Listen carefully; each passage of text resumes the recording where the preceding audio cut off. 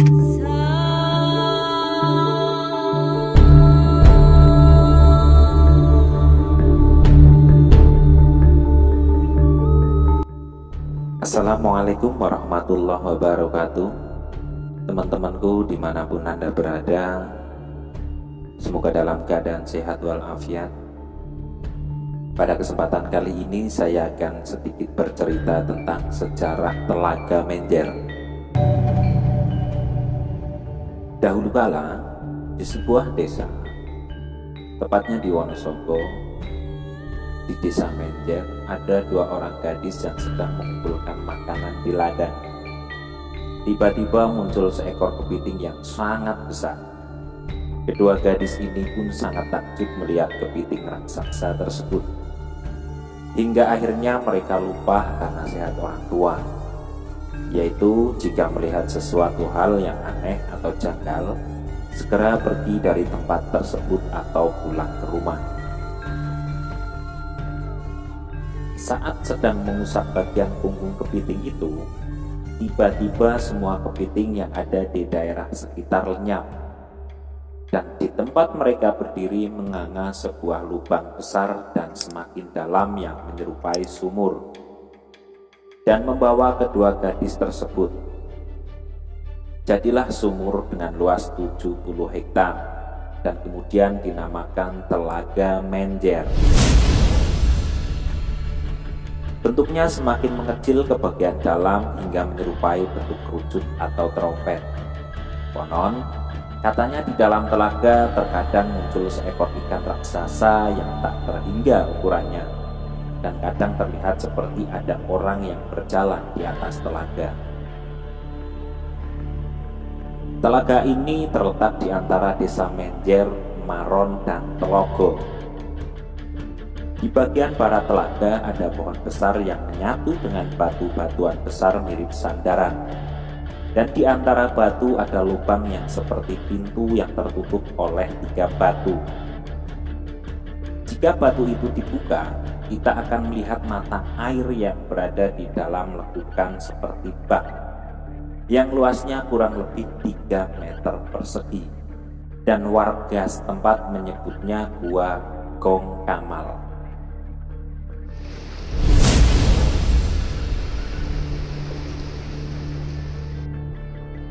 Selain cerita Menjer dan Gong Kamal, juga terdapat cerita Lesung. Pada saat penjajahan Belanda, Telaga Menjer pernah dikeringkan karena pihak Belanda ingin meneliti tentang Telaga Menjer. Karena pada saat tertentu kadang ikan dan udang yang ada di Telaga Menjer itu mati. Akan tetapi hanya sebagian, sehingga pihak Belanda penasaran. Setelah dikeringkan oleh pihak Belanda, di tengah Telaga Menjer ditemukan sebuah lesung. Lesung ini sekarang berada di desa Menjer. Karena konon ceritanya dari sesepuh desa Maron maupun desa Menjer, lesung tersebut akan dibawa oleh orang desa Maron. Akan tetapi tidak jadi karena setelah diangkat oleh 8 orang dari desa Maron tidak mampu membawanya. Akan tetapi setelah dibawa oleh 2 orang dari desa Menjer, lesung tersebut dibawalah ke Menjer dan ditempatkan di desa Menjer. Karena menurut sesepuh di desa Menjer maupun Maron bahwa lesung tersebut menginginkan berada di Menjer, bukanlah di desa Maron. Banyak sekali cerita tentang lesung yang ditemukan di Telaga Menjer tersebut, sehingga banyak sekali orang yang sengaja mengunjungi lesung tersebut dengan berbagai macam alasan, serta tujuan dan keinginan yang beragam pula. Ada sebagian dari para pengunjung yang berdoa di dekat lesung tersebut, dan ada juga yang menggunakannya untuk pesugihan dan lain-lain. Kadang pula untuk hal yang lainnya. Berdasarkan penuturan dari juru kunci dari rumah di mana tempat lesung tersebut berada sekarang ini, bahwa hampir setiap hari ada yang berkunjung untuk mengharap berkah meminta sesuatu, atau hanya untuk berwisata saja.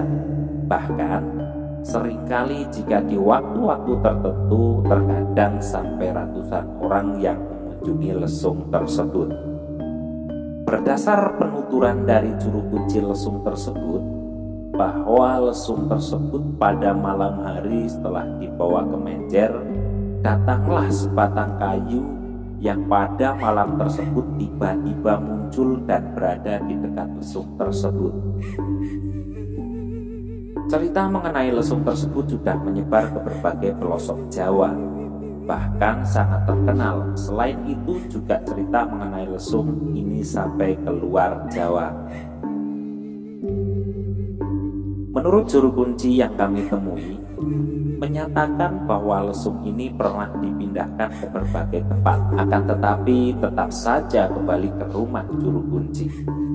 Selain itu, lesung tersebut juga pernah ditawar dengan harga 1 miliar, akan tetapi tidak dijual oleh juru kuncinya, karena lesung tersebut tidak bisa digeser dan dipindahkan. Selain pernah ditawar dengan harga selangit, lesung tersebut juga pernah mau dibawa ke Keraton Yogyakarta. Akan tetapi di tengah jalan mobil pengangkutnya tidak mau jalan, sehingga kembali lagi ke tempat semula. Dan masih banyak sekali cerita dan mitos yang menyelimuti lesung tersebut. Dan hal-hal yang ada adalah di luar nalar atau di luar akal sehat.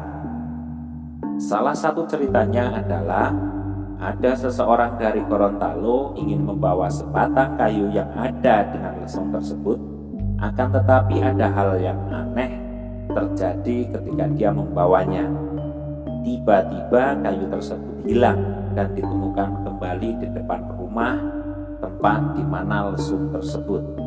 Dan masih banyak cerita lagi mengenai lesung dan juga mengenai Telaga Menjer.